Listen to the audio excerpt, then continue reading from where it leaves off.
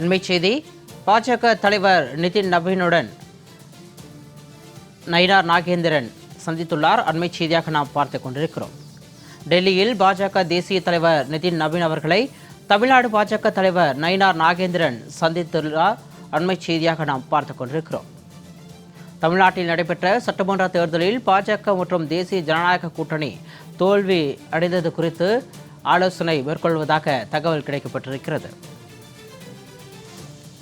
தமிழக பாஜகவை பலப்படுத்துவது குறித்தும் கட்சி உட்கட்டமைப்பை மேம்படுத்துவது குறித்தும் ஆலோசனையில் ஈடுபட்டுள்ளதாக தகவல் வெளியாகியுள்ளது.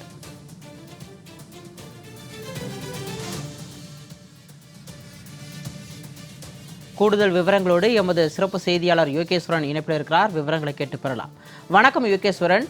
பாஜக தேசிய தலைவரை தமிழக பாஜக தலைவர் நயினார் நாகேந்திரன் சந்தித்து பேச்சுவார்த்தை நடத்தி வருகிறார். இது தொடர்பான விரிவான விவரங்களை பதிவு செய்யலாம்.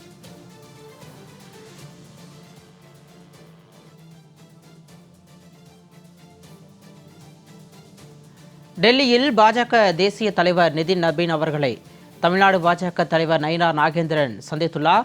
அண்மைச் செய்தியாக நாம் பார்த்துக் கொண்டிருக்கிறோம்.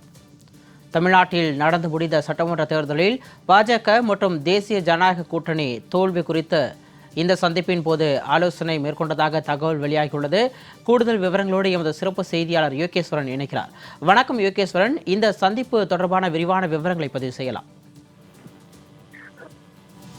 சிகாமணி, சமீபத்தில் நடைபெற்று முடிந்த தமிழ்நாடு சட்டமன்ற தேர்தலில் பாரதிய ஜனதா கட்சி அதிமுக கூட்டணியில் போட்டியிட்டு ஒரே ஒரு இடத்தில் மட்டும் நீலகிரி மாவட்டத்தில் வெற்றி பெற்றிருக்கிறது. இந்த நிலையில பாஜக கடும் தோல்வியை சந்தித்திருக்கக்கூடிய நிலையில் 2 நாட்களாக தமிழ்நாட்டினுடைய கோவை மாவட்டத்தில் பாஜகவினுடைய உயர்மட்ட குழு கூட்டம் என்பது நடைபெற்றது. இந்த குழு கூட்டத்திற்கு பிறகாக பாஜகவினுடைய மாநில தலைவர் நயினார் நாகேந்திரன் டெல்லி பயணத்தை அவசரமாக நேற்று இரவு மேற்கொண்டார். இந்நிலையில இன்று டெல்லியில் இருக்கக்கூடிய பாரதிய ஜனதா கட்சியின் தேசிய தலைமை அலுவலகத்தில் கட்சியினுடைய தேசிய தலைவர் நிதின் நபீனை சந்தித்து ஒரு ஆலோசனை கூட்டம் என்பதை நடத்தி இருக்கிறார். இந்த ஆலோசனை கூட்டங்கள் குறித்து விசாரிக்கப்படும் போது தமிழ்நாட்டில் நடைபெற்று முடிந்த சட்டமன்ற தேர்தலில் பாஜக மற்றும் தேசிய ஜனநாயக கூட்டணி எதனால் தோல்வி அடைந்தது என்பது குறித்து இரு தலைவர்களும் ஆலோசித்தார்கள் அப்படின்ற தகவல்களை பகிர்கிறார்கள். அதே நேரத்தில் குடியரசு துணைத் தலைவர் CP ராதாகிருஷ்ணனோடு இன்று காலை ஒரு சந்திப்பை நயினார் நாகேந்திரன் நடத்தி இருக்கிறார்.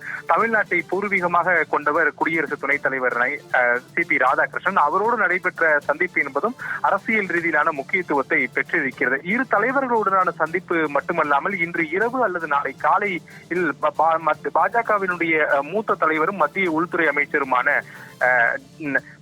உள்துறை அமைச்சருமான அமித்ஷா உள்ளிட்டோரையும் சந்தித்து பேசுவதற்கு ஒரு திட்டமிடல் இருப்பதாக நயினார் நாகேந்திரன் தரப்பிலிருந்து தெரிவிக்கப்பட்டிருக்கிறது.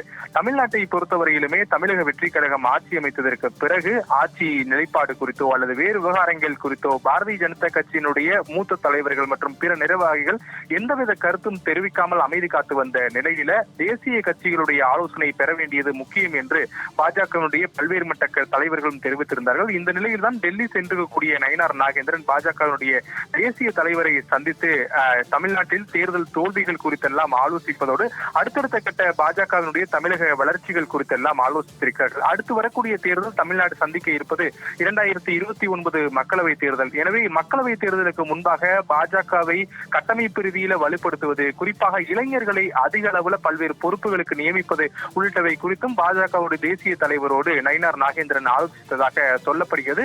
பாரதிய ஜனதா கட்சியினுடைய மாநில தலைவர் மாற்றம் செய்யக்கூடும் அப்படின்ற தகவல்களும் ஒரு பக்கம் இருக்கக்கூடிய நிலையில பாஜகவினுடைய மாநில தலைவர் தேசிய தலைவரோடு இந்த சந்திப்பை டெல்லியில் நடத்தி இருப்பதும் அதனைத் தொடர்ந்து மத்திய உள்துறை அமைச்சர் அமித்ஷாவை சந்திக்க திட்டமிட்டிருப்பதும் தமிழக அரசியலில் ஒரு முக்கியத்துவத்தை பெற்றிருக்கிறது. சிகாமணி,